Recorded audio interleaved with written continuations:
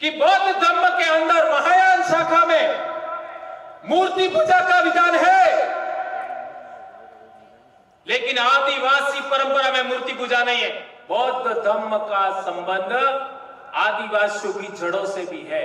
यदि आप सिंधु घाटी सभ्यता को मानते हैं, अपने पूर्वजों की विरासत मानते हैं, हाँ, सिंधु घाटी सभ्यता आज के एससी समाज का विरासत है, आदिवासियों का विरासत है, ओबीसी समाज का विरासत है। प्रकृति पूजा और पूर्वज पूजा, दो पूजा मिलकर के आदिवासी धर्म बनता है।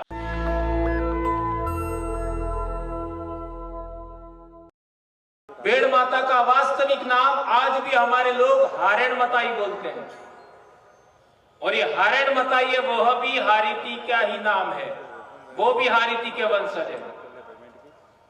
दो हुए, दो बड़े गोत्र। तीसरा, जितने भी खराड़ी है उनकी कुलमताई क्या है? कुंवारी अंबा।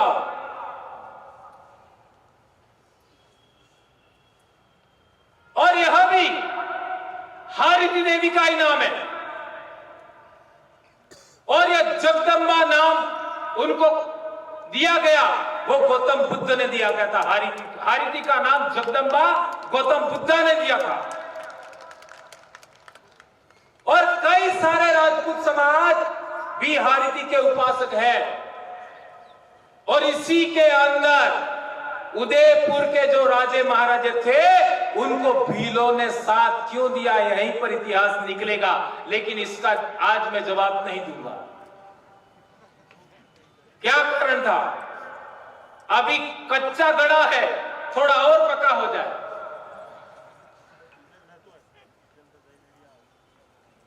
और एक गंभीर बात, आज हमारे समाज में कोई बच्चे बीमार हो जाते तो डेगली बताई जानते हो है ना? भीलो तमें डेगली नहीं जानो? डेगली माता जानो है? ये डेगली का परंपरा है, वह भी हारीती से जुड़ा है। शीतला मताई है, वह भी हारीती से जुड़ा है। और तो और जिसको डाकिनी देवी कहते हो, वो भी, इसका भी संबंध उसी से है। इसका मतलब है बौद्ध धर्म का संबंध आदिवासियों की जड़ों से भी है। और बड़ी बात कहना चाहता हूं कि बौद्ध धर्म के अंदर महायान शाखा में मूर्ति पूजा का विधान है, लेकिन आदिवासी परंपरा में मूर्ति पूजा नहीं है। आदिवासी समाज में मूर्ति पूजा आज हो सकती है, लेकिन आदि अनादि काल से आदिवासियों में मूर्ति पूजा नहीं है। इसके बहुत सारे प्रमाण आज भी हमारे समाज में मिलेंगे। अभी कल परसों 14 गई है, 14 को थड़ा पूजन होता है कि नहीं होता है? थड़ा बोकड़ो सड़ावे, कुकड़ू सड़ावे, और पेलो सड़जान बुदे वाला सड़ावे। क्या समझ में आप? जो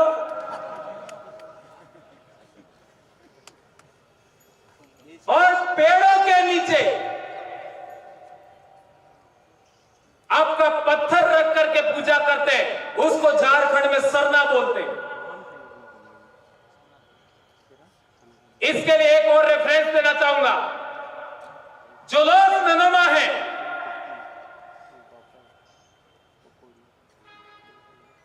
उन लोगों का कुलमताई कौन है? पीपलाहैण। पीपलाहैण क्या का संबंध किससे है? पीपल से। पीपलाहैण, पीपल। जो लोग डेंडोर है, उनकी कुलमताई है बोरे, उनका संबंध बेर से है। इसी तरीके का जो कटारा है, उनका संबंध कतेर के पेड़ से है। इसका मतलब है आदिवासी समाज में जो टोटेम प्रणाली थी, टोटेम पूजा का विधान था, उसके अंदर 3 बड़ी बातें थी। पहला, एक कोई पेड़, दूसरा कोई पक्षी और तीसरा कोई जानवर। तो आदिवासी परंपरा में जो पेड़ों की उपासना था, उसी से कुलमताइयों की पूजा शुरू हुई, उपासना शुरू हुई। यह आदिवासियों का गोत्र टोटेम वंश परंपरा का भाग है, इतिहास है। और इसी से आगे बढ़ते हुए श्रवण परंपरा में उन्हीं कुलमताई परंपरा से तारा देवी और हारिती देवी बने। अर्थात श्रवण परंपरा का भी कोई पिता है तो वो आदिवासी दर्शन है। यह आज तक किसी भी एससी भाई ने आज तक स्वीकार नहीं किया है। मैं कहना चाहता हूं, आप लोग एक बार चलो आमने सामने पर बहस कर लेते हैं। स्वीकार करना होगा, यदि आप सिंधु घाटी सभ्यता को मानते हैं, अपने पूर्वजों की विरासत मानते हैं, हाँ, सिंधु घाटी सभ्यता आज के एससी समाज का विरासत है, आदिवासियों का विरासत है, ओबीसी समाज का विरासत है, आज के बहुत सारे माइनॉरिटी की भी विरासत है, आज के बहुत सारे राजपूत समाज की भी विरासत है, मानता हूं। लेकिन सभी धर्मों का कोई पिता है तो वो आदिवासी दर्शन है। कि आप लोगों को स्वीकार करना होगा। और उसका बड़ा उदाहरण देता हूं। सिंधु घाटी सभ्यता में जो बाल बनाने का विन्यास था वो आज भी आदिवासियों में, जो डांसिंग गर्ल मिली उसके हाथों में और पैरों में कड़े हैं, वो आदिवासी आज भी इसको जीवित रखे हुए। ये बात हमें समझना पड़ेगा। इसलिए मैं कहता हूं कि आदिवासी सभी धर्मों का बाप है। और आदिवासी दर्शन में आसमान और आसमान में जितने आकाशीय पिंड है उनको बाप माना जाता है, पिता माना जाता है।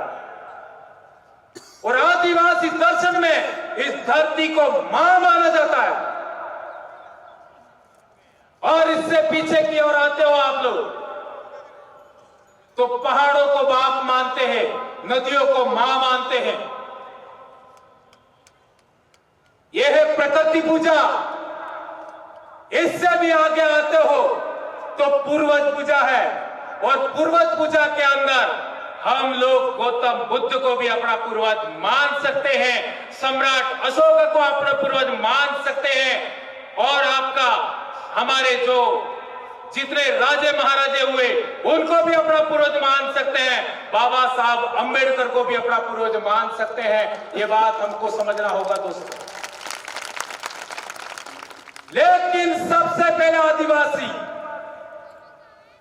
इसके बाद 27 बुद्ध, 28वें गौतम बुद्ध, इसके बाद मौर्य साम्राज्य, इसके बाद अन्य। इस तरीके का इतिहास जब तक भारत में खड़ा नहीं होता 50 साल और इंतजार करो, एकता नहीं होगी। क्योंकि सच्चा ट्रैक पकड़ा ही नहीं है। सच्चा ट्रैक पकड़ा ही नहीं। हम लोग भी अपने अंदर अंदर छुआछूत नहीं छोड़ा, आपका भेदभाव नहीं छोड़ा।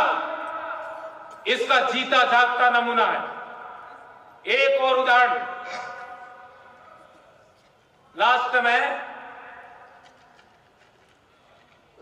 हमारे लोग बारिश के दिनों में साटा आबादा में तैवण,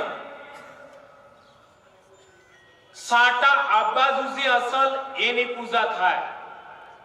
हासी बात के जूटी આપણે મડોળ મકી અટલીક થઈ જાય, અર્થાત 500 પાનાની થઈ જાય, પછી લીલવણ કરે बोगड़ा मारे,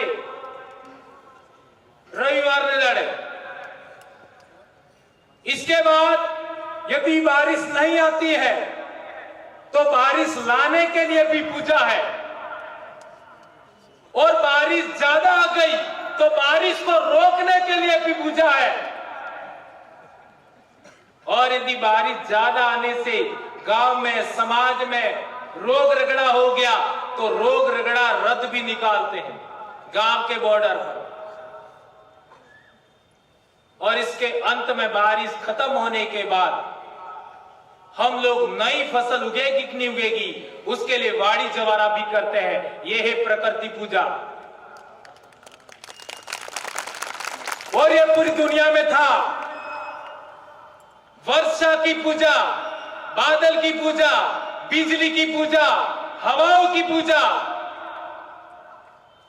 ये प्रकृति पूजा और पूर्वज पूजा, दो पूजा मिलकर के आदिवासी धर्म बनता है। और सभी धर्मों का निचोड़ देखना है तो तीन महत्वपूर्ण बातें समझनी पड़ेगी। एक, प्रकृति है, प्रकृति के नियम है, और तीसरा पूर्वज है। इन तीनों को मिलाओ, ये आदिवासी धर्म है, और ये सभी धर्मों का बाप है। कोई माई कलम इस पर यदि सवाल जवाब करना चाहता है, आ जाओ भंवरलाल परमार के सामने। 10 मिनट में टाई टाई फिस नहीं हो तो कहना मेरे को।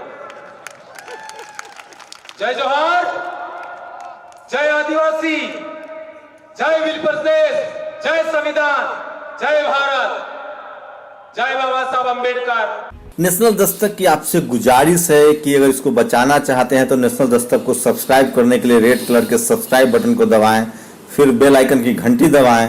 नेशनल दस्तक को बचाने के लिए बहुत जरूरी है कि हर खबर को शेयर करें, लाइक करें, कमेंट जरूर करें।